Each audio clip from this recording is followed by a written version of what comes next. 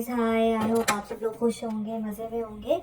चलें, जो नेक्स्ट ये वाली वीडियो है इसमें मैंने आप लोगों को बताने हैं टेम्पलेट्स। ठीक है, एक दफ़ा ज़रा हम क्विकली रिवाइज कर लें अपना, हमने क्या पढ़ा अब तक। हमने पढ़े, अभी हम टास्क 1 की बात करें। ये टास्क 1 की कंटिन्यूएशन में ही वीडियो है। इससे पहले वाली वीडियो आप लोगों ने मेरी देखी होगी, जाकर उसके बाद ये वाली वीडियोस देखें। इसमें जो है वो मैं आपको टेम्पलेट्स बताऊंगी। टास्क 1 में जितने जितने टाइप्स ऑफ क्वेश्चंस आते हैं वो और उनके टेम्पलेट्स। ठीक है, pie charts, bar graph, line charts, इन सब के टेम्पलेट्स इस वीडियो में आप लोगों को मैं बताऊंगी, शेयर करूंगी। ठीक है, तो मेरी ये वीडियो भी बड़े आराम से ध्यान से सुने, देखें, समझे। ठीक है, सबसे पहले मैं शुरू करती हूँ पाई चार्ट्स से। ठीक है, चलें, पाई चार्ट की टेम्पलेट सबसे पहले मैं आप लोगों को बताती हूँ। अच्छा, अब जो पाई चार्ट होगा वो आपके पास जहाँ पे भी गिवन होगा, मैं ये पेन रख दूँ, पेंसिल पकड़ लेते हैं। चलें, जो पाई चार्ट्स होंगे आपके पास, इट्स अ राउंड। ठीक है, आपके पास 2 गिवन होंगे सर्कल्स, और उसमें आपको बताए होंगे शेडेड एरियाज हो सकते हैं कि किसकी परसेंटेज कितनी है, किसकी परसेंटेज कितनी है। ठीक है, इस तरह के आपको कोई भी एरिया में शेड हो सकता है। आपको कोई भी 5 कैटेगरीज बताई जा सकती हैं, 10 कैटेगरीज बताई हो सकती हैं। ठीक है, तो एक ये बेसिक सा टेम्पलेट है। अगर आपने डिटेल और पाई चार्ट्स के टेम्पलेट देखने हैं तो आप जाके मेरी दूसरी वीडियो देखें, जिसमें मैंने एक्सक्लूसिव पाई चार्ट्स के टेम्पलेट्स बताए हैं। टोटल आई थिंक मैंने 4 to 5 टेम्पलेट्स उसमें बताए हैं, और जो है वो हर टेम्पलेट आप अपनी मर्जी से किसी टेम्पलेट को किसी भी उसमें फिट कर सकते हैं, किसी भी टास्क में। और आपने काम क्या करना है, आपने जाकर लाजमी तौर पर सबसे पहले आपने इसमें, आपके टेम्पलेट याद करने से कुछ भी नहीं होगा। आपने टेम्पलेट को देखना है, समझना है, थोड़ा सा अपने जहन पे बिठाना है, फिर प्रैक्टिस करनी है पाई चार्ट्स की। जितनी ज़्यादा पाई चार्ट्स की प्रैक्टिस करेंगे उतनी ज़्यादा आपकी फ्लुएंसी बेहतर होगी लिखने में, और आप जल्दी से अपना टास्क कंप्लीट कर सकेंगे, और आप देख सकेंगे कि आपने सारे वर्ड्स अच्छी तरह से यूज़ किए हैं या नहीं। मेरी पिछली वीडियो जाकर लाजमी तौर पे देखें, जिसमें मैंने आपको वर्ड्स बताए हैं कि आप इंक्रीज के सिनोनिम्स में क्या क्या लिख सकते हैं, हर किसी वर्ड के सिनोनिम्स में आप क्या क्या लिख सकते हैं। ठीक है, ये अब आ जाता है पाई चार्ट्स का टेम्पलेट। ठीक है, सबसे पहले जो फर्स्ट पैराग्राफ होता है उसमें हम करते हैं intro, which is paraphrasing the question. आप पैराफ्रेज किस तरह कर सकते हैं? द गिवन पाई चार्ट और पाई चार्ट्स शो, डिपिक्ट और इलस्ट्रेट। अगर एक होगा तो आप लिखेंगे pie, the given pie chart illustrates. ठीक है, अगर 2 होंगे, the given pie charts illustrate, depict, show the distribution, और you can also write the proportion of. इसके बाद मेन टॉपिक आ जाएगा, जो भी आपका मेन टॉपिक गिवन होगा। ठीक है, proportion of XYZ in XYZ, इसमें आ जाएगा कोई भी specific context, for example in a year, in particular location, और इन अ पर्टिकुलर सेक्टर। ठीक है, ये आपका इंट्रोडक्शन का पैराग्राफ हो गया। The given pie chart illustrates the distribution of XYZ things in year, और ईयर्स के आगे आप एक्सप्लेन कर सकते हैं ब्रैकेट डाल के, इन ईयर 2010, 2015 एंड 2020। या फिर आप चीज़ें लिख सकते हैं इन लोकेशंस दिस एंड दिस। ठीक है, ये आपका इंट्रोडक्शन का पैराग्राफ बन जाएगा। आप कोशिश करें कि इंट्रोडक्शन के पैराग्राफ में आप 40 से 50 वर्ड्स लाजमी लिखें। ठीक है, ये देखें अभी कितने वर्ड्स मैंने बता दिए हैं, 1 2 3 4 5 6 7 8 9। इसके बाद आपका मेन टॉपिक के आ जाएंगे 10 वर्ड्स, 20 वर्ड्स हो गए। आगे जो आप स्पेसिफिक कॉन्टेक्स्ट बताएंगे कि किस चीज़ को किस चीज़ से कंपेयर किया हुआ है, उसके आ गए। ये एक ब्रीफ सा आपको टेम्पलेट दिया हुआ है। उसके बाद आ जाएगा ओवरव्यू। ओवरव्यू में आपने क्या करना है, समराइज करना है की ट्रेंड्स को। समराइज आप किस तरह कर सकते हैं, आप ओवरव्यू इस तरह लिख सकते हैं, overall it is evident that. अब जो भी लार्जेस्ट सेगमेंट होगा वो आपने मेंशन करना है इधर। Overall it is evident that this thing accounts for the largest proportion, while another thing constitutes the smallest share। ठीक है, आई होप आप लोगों को समझ आ रहा होगा। Overall it is evident that, इसमें आपने लार्जेस्ट सेगमेंट मेंशन कर दिया। Overall it is evident that, let's suppose overall it is evident that soap industry accounts for the largest proportion, while mineral industry constitutes the smallest share. ठीक है, ये दो आपके आगे, उसके बाद आगे एडिशनली, अब जो चीज इनसे अलग जा रही होगी, एक हाईएस्ट हो गया, एक स्मॉलेस्ट हो गया. Additionally this thing also shows a significant proportion. ठीक है, इसमें आपने सेकेंड लार्जेस्ट सेगमेंट बता सकते हैं. Additionally this thing shows a significant proportion, significant contribution in this. ठीक है, ये आपका फर्स्ट पैराग्राफ बन गया. फिर सेकंड बन गया ओवरव्यू का. थर्ड आ जाएगा आपका बॉडी पैराग्राफ 1. इसमें आपने मेजर डिटेल्स और कंपैरिजंस को डिस्कस करना है. ठीक है, अब आप इसको स्टार्ट कर सकते हैं. टू बिगिन विथ, अब आप लार्जेस्ट कैटेगरी का बता दें इसमें. To begin with X category या एक्स कैटेगरी कंट्रीब्यूटेड और कंट्रीब्यूट्स और represents X percentage of the total this. ठीक है, making it the most significant contributor. ठीक है, आप क्या बताएंगे? To begin with X category constitutes 40% of the total, making it the most significant contributor. अब आप इसमें कुछ भी फिक्स कर सकते हैं. This is followed by second category का बता दें जो सेकेंड लार्जेस्ट हो. This is followed by this which accounts for 14%. ठीक है, जो भी XYZ परसेंटेज हो. Together these two segment comprise, अब आप इन दोनों की परसेंटेज को कंबाइन कर दें. Together these two segment comprise X percentage of the total. In contrast, अभी आपने कॉन्ट्रास्ट कंपैरिजन शो कर दिया इसमें. इन कॉन्ट्रास्ट अब आप स्मॉलर कैटेगरी का बताएंगे. Dash is significantly smaller, making up only 2%. ठीक है, ये आ गया आपका बॉडी पैराग्राफ 1. ठीक है, इसमें क्या बता दिया आपने? To begin with X represents X percentage making of the total, making it the most significant contributor. This is followed by this which accounts for, अब एक जगह आपने किया इट कंट्रीब्यूट्स, दूसरी जगह पे हमने यूज कर लिया इट अकाउंट्स फॉर इतने परसेंटेज. टुगेदर दे कंप्राइज इतने परसेंटेज. ठीक है, in contrast dash is significantly smaller, making up, इसमें हमने यूज कर लिया मेकिंग अप. अब हमने परसेंटेज से पहले हर जगह डिफरेंट वर्ड यूज किया है. एक जगह रिप्रेजेंट्स, एक जगह अकाउंट्स फॉर, एक जगह मेकिंग अप, एक जगह कंप्राइज. ठीक है, ये हमारा बन गया बॉडी पैराग्राफ 1. अब हम आ जाते हैं बॉडी पैराग्राफ 2 पे. जो बॉडी पैराग्राफ 2 है इसमें आपने जो बाकी कैटेगरीज रह जाएंगी ना उनको डिस्क्राइब करना है. ठीक है, अब आपने बॉडी पैराग्राफ 1 में मेजर चीज़ों को कर लिया सबको.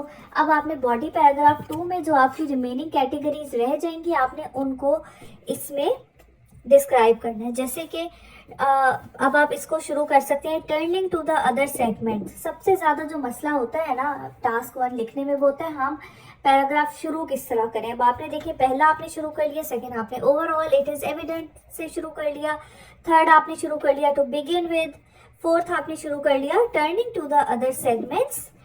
Y category accounted for Z percentage which is relatively moderate. देखें एक और वर्ड हमने यूज कर लिया which is relatively moderate compared to this. Additionally अब हमने इसमें माइनर कैटेगरी बता देनी है. Additionally Y represented the smallest fraction at just 4%, indicating a minimal role in जो भी कॉन्टेक्स्ट होगा उसके कॉन्टेक्स्ट में. It is also worth noting that, अब इसमें आपने कोई सा भी स्पेसिफिक पैटर्न बता देना है. ठीक है, कि it is also worth noting that this thing is at this thing is at that. ठीक है, अभी आपको मेन बता रहे हैं कि आप पैराग्राफ किस तरह अपने शुरू कर सकते हैं, उसमें आप किस तरह से सेंटेंसेस को बना सकते हैं. ठीक है, ये हमारा आ गया पाई चार्ट्स का. इसके बाद अब हम आते हैं टेबल्स पे. ठीक है, अभी टेबल्स का मैंने बहुत बेसिक सा बताया हुआ है. The table illustrate dash in dash period of time. Second paragraph आप यूज करेंगे ओवरऑल से. Overall it is evident that this shows the greatest share, while जिस तरह आपने इसका किया था ना पाई चार्ट का, this represents the largest This accounts for the largest proportion while this constitutes the smallest share. Additionally, इसी तरह आप टेबल्स पे भी आ जाएंगे, ठीक है. Overall, it is evident that this accounts for the largest share and this for the smallest. Additionally, जो भी बात एक एक्स्ट्रा की होगी वो इस पे आ जाएगी, ठीक है. थर्ड पैराग्राफ आप यूज करेंगे. To begin with, this thing is this, similarly it is followed by this, in contrast, ये वर्ड्स आपने यूज करने होते हैं. Similarly this is this, in contrast to that this thing shows this. Fourth में आ जाएगा turning to the remaining data. आगे आप अपना सारी चीजें बता दें, एंड में आप ऐड करें. It is also worth noting that जो भी एक डिफरेंट पैटर्न होगा वो आप इसमें बता दें, ठीक है. उसके बाद आ जाता है बार ग्राफ.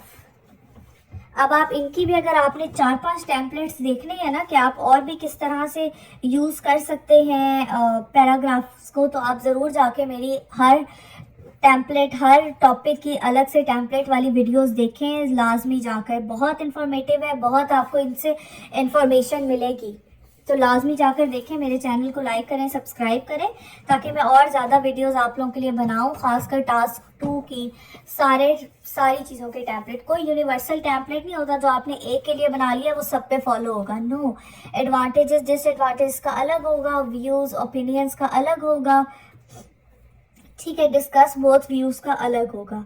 इसी तरह सारे ग्राफ्स का भी अलग होता है.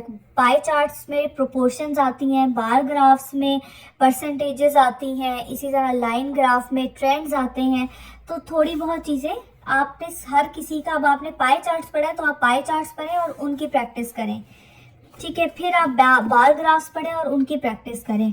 अब बार ग्राफ का जैसे कि है, the given bar graph illustrates और कंपेयर्स डैश अक्रॉस इतने कैटेगरीज ड्यूरिंग, अब इसमें आपने टाइम फ्रेम बता देना है, ठीक है. अब आपने थोड़ा सा इनको इलेबोरेट करके लिखना है. अक्रॉस में आप कैटेगरीज बताएंगे तो आगे ब्रैकेट में डाल के आप कैटेगरीज मेंशन कर दें.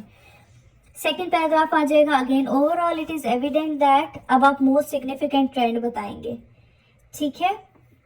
Overall it is evident that this thing is this. अब इसमें आपने मोस्ट सिग्निफिकेंट बताना है, हाईएस्ट भी बताना है और लोएस्ट भी बताना है. जैसे आप बता सकते हैं एक जो है आप डोमिनेटिंग बताएंगे. Overall it is evident that this trend is dominated while this it played a minor role.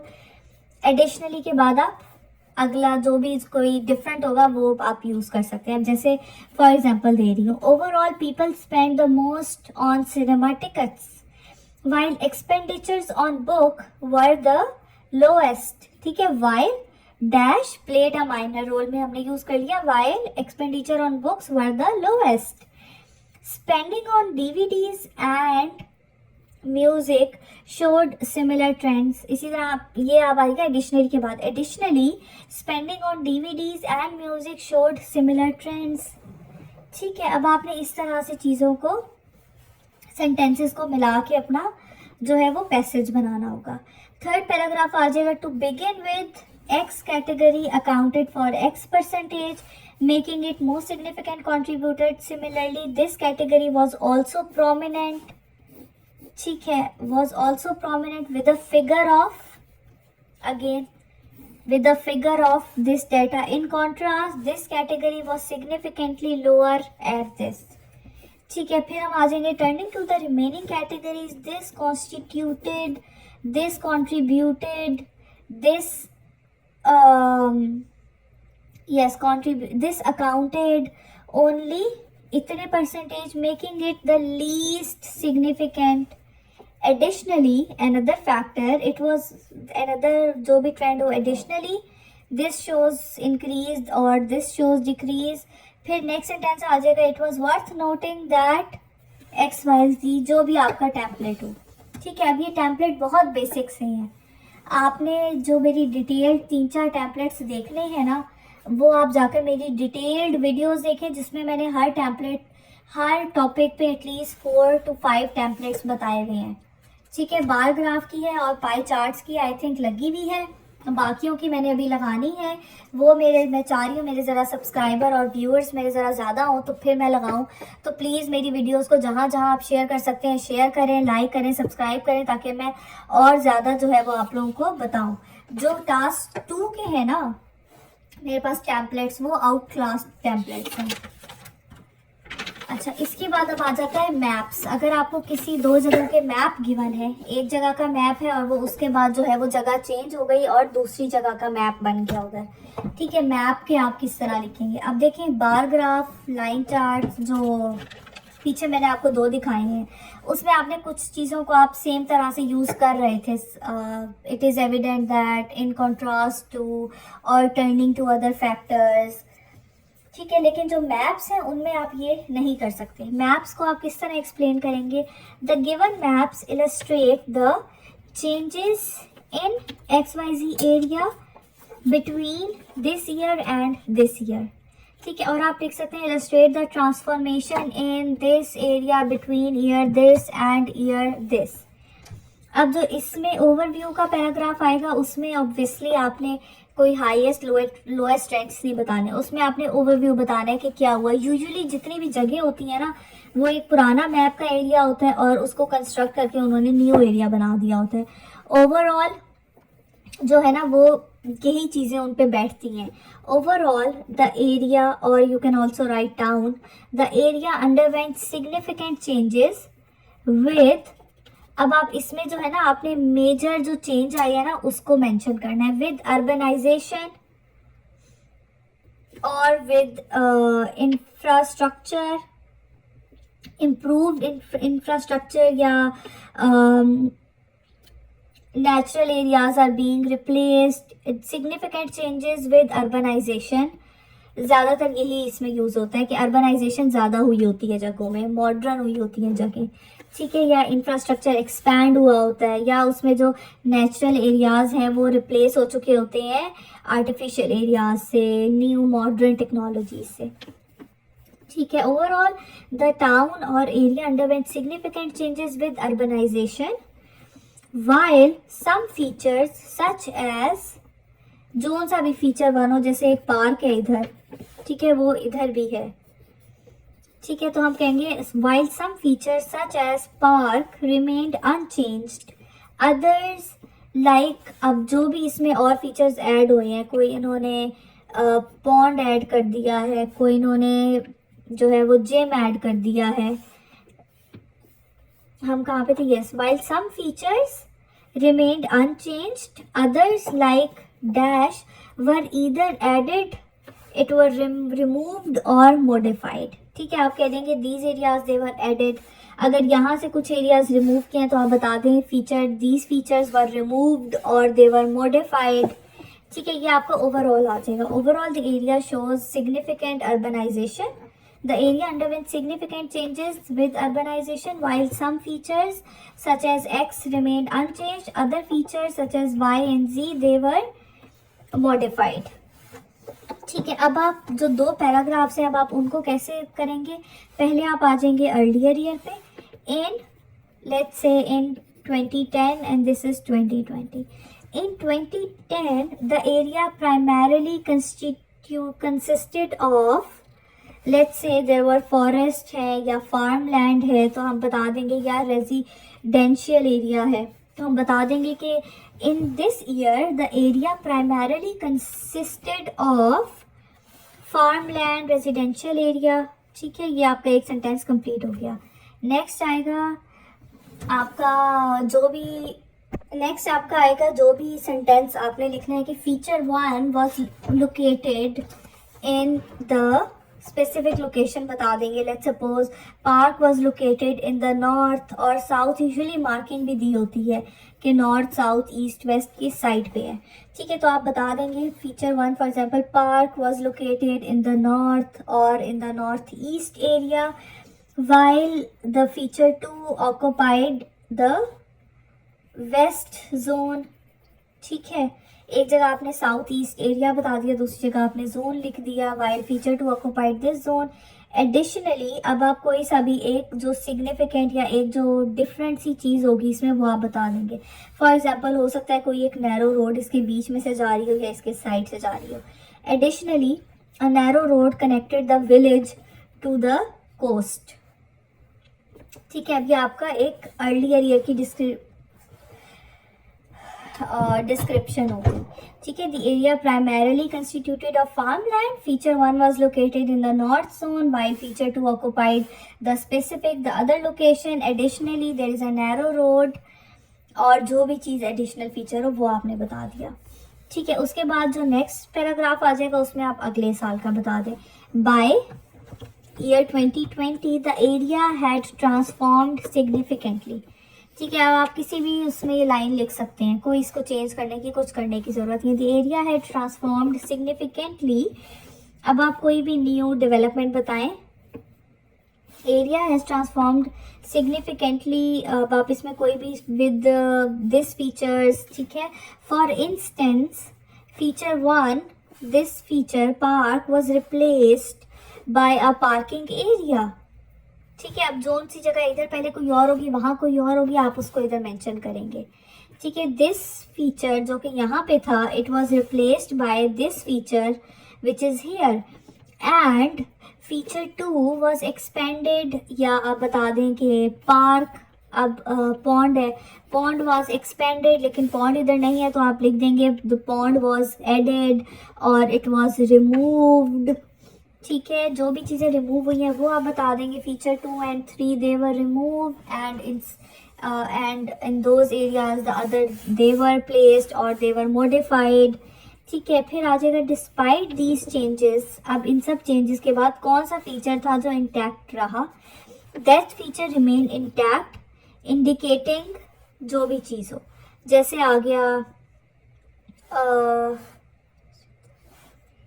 they remained preserved possibly as a protected area. Despite these changes, कोई भी एक फीचर हो, जैसे कोई इन्होंने पार्क है या कोई मेन गेट है जिसको सेम रखा है, तो आप लिख दें despite these changes the main entrance remained intact, indicating that they have made it with great depiction, और जो भी आप इसके अंदर वर्ड्स यूज़ कर सकें ना वो आप कर सकते हैं, ठीक है। अब ये मैप्स आपने किस तरह से डिफाइन करने होंगे, आप बताएंगे the area underwent significant changes with urbanization while some features such as dash remain unchanged, others like dash they were either added, removed और modified. In this year, the area primarily constituted of this feature was located in this area, while this occupied this location. ठीक है, अब ये template आपका बन गया है maps का, ठीक है। इसके बाद अब हम आते हैं नेक्स्ट टेम्पलेट पे, which is of a line graph. Line graph का टेम्पलेट बहुत ज़रूरी है बिकॉज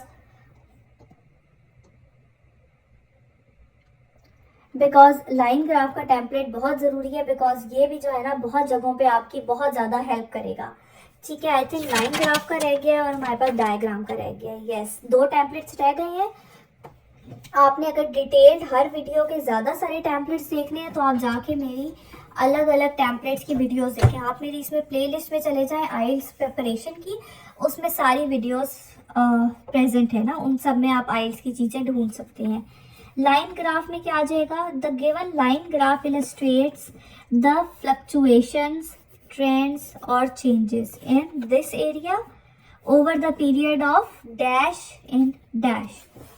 ओवरऑल अब आप जनरल ट्रेंड बताएंगे. For example the number of tourist increased significantly over the period. Overall dash the most notable features are, अब आप की ट्रेंड को हाईलाइट करेंगे, हाईएस्ट और लोएस्ट पॉइंट्स को, ठीक है. The most notable features are this and this. Body paragraph 1 जो आएगा उसमें अब आप लाइन ग्राफ में आप पीरियड की बात करते हैं तो आप इसको सेंटेंस 1 पैराग्राफ आप शुरू कर सकते हैं at the beginning of the period. अब आप मेंशन करें जो भी स्टार्टिंग पॉइंट है या 1 और 2 कैटेगरीज जो हैं, ठीक है. For example in 1990 the number of tourist stood at 10 million, ठीक है. At the beginning of the period, for example at the beginning of the period in 1990 the number of tourists stood at 10 million.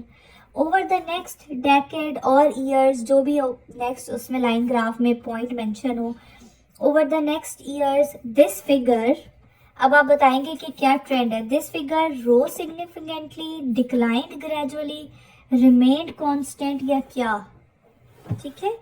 Bye specific year it had reached, जो भी specific point हो.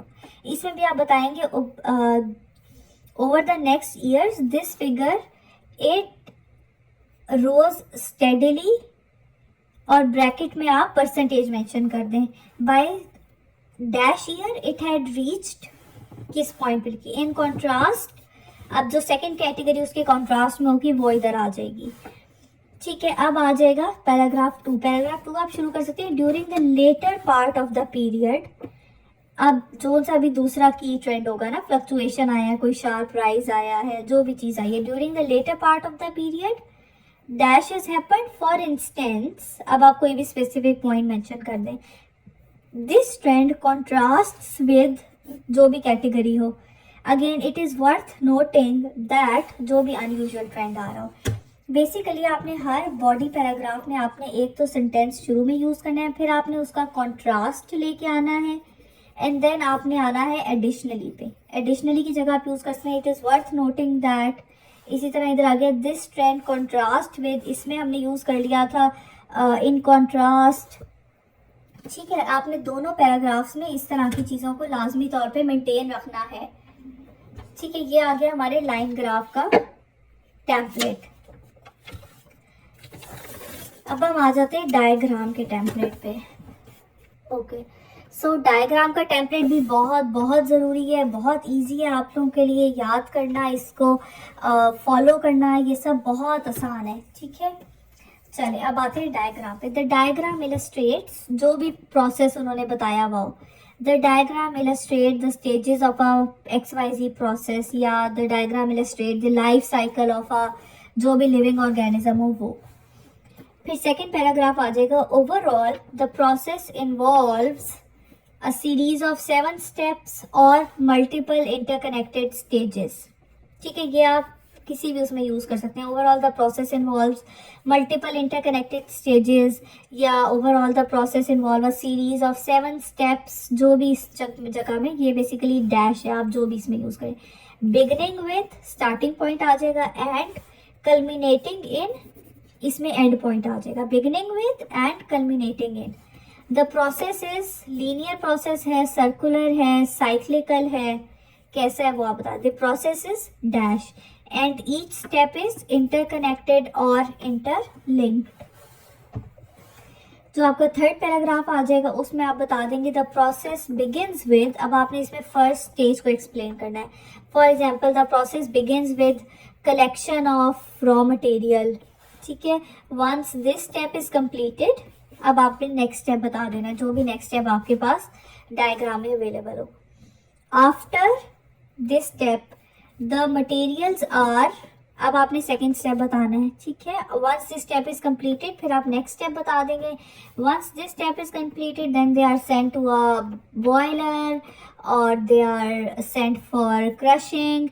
After that step is over, the materials are processed, they are cleaned or they are sorted. This step is crucial as it prepares, जो भी उसका end result हो, जो वो part बना रहा हो वो आ जाएगा इधर। उसके बाद next में आप क्या बता देंगे, next, अब जो भी उसके बाद सीक्वेंस में नेक्स्ट स्टेप आ रहा होगा, this step, in this stage dash is being produced, finally जो भी आउटकम है, finally this thing comes out and this results in जो भी आपके एंड में बन रहा हो। ठीक है, अब प्रोसेस के लिए आप क्या क्या अदर सिनोनिम्स यूज कर सकते हैं। आप यूज करते हैं procedure, method, technique, approach, mechanism. इसी तरह सब्सिक्वेंटली के लिए आप क्या क्या वर्ड्स यूज कर सकते हैं, जैसे हमने क्या ना नेक्स्ट स्टेप इज दिस, तो आप उसकी जगह सब्सिक्वेंटली भी यूज कर सकते हैं। ठीक है, उसके बाद आ गया फाइनली की जगह आप यूज कर सकते हैं the process concludes with, the last stage involves. इसी तरह आप जो कलेक्शन वाली चीजें होंगी उसमें आप यूज कर सकते हैं is collected, is transported, sorted, processed, transformed, assembled, distributed, it undergoes, it enters या it flows into। ये सारे वर्ड्स हैं आपकी जो बहुत ज़्यादा हेल्प करेंगे आपको जो है वो टास्क 1 बेहतर तरह से कंप्लीट करने में। ठीक है, आप जाके मेरी टास्क 1 की बाकी सारी टेम्पलेट्स की वीडियोस देखें, जिसमें मैंने सिर्फ बार ग्राफ्स के बारे में बात की है, या मैंने उसमें सिर्फ पाई चार्ट्स के टेम्पलेट्स बताए, उसमें मैंने कोई 4 to 5 टेम्पलेट्स बताए हैं। जो सा भी टेम्पलेट आपको ईजी लगे आप अपने पास लिखें और आप उसको याद करें और फिर उस पर प्रैक्टिस करें। आप जितनी ज़्यादा प्रैक्टिस करेंगे आप उतना ज़्यादा फ्लुएंट हो जाएंगे और आप डिफरेंट सेंटेंस टाइप खुद से स्ट्रक्चर कर सकेंगे।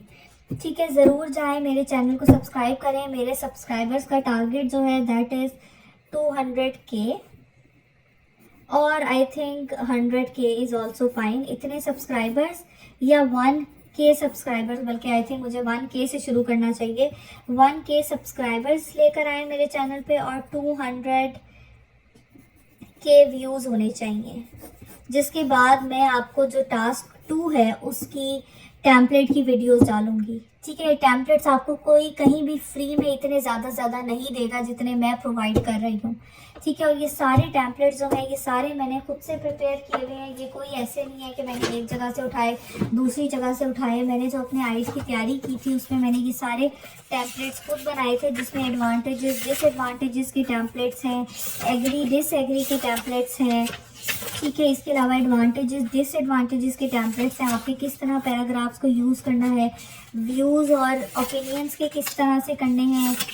ठीक है, इन सब के टेम्पलेट्स हैं जो कि मैं आपको दूंगी। तो आप ज़रूर मेरे चैनल को सब्सक्राइब करें, शेयर करें फ्रेंड्स के साथ, इसमें व्यूज़ लेकर आएँ और कमेंट करें कि मैं जो है वो बाकी टेम्पलेट्स डालूँ।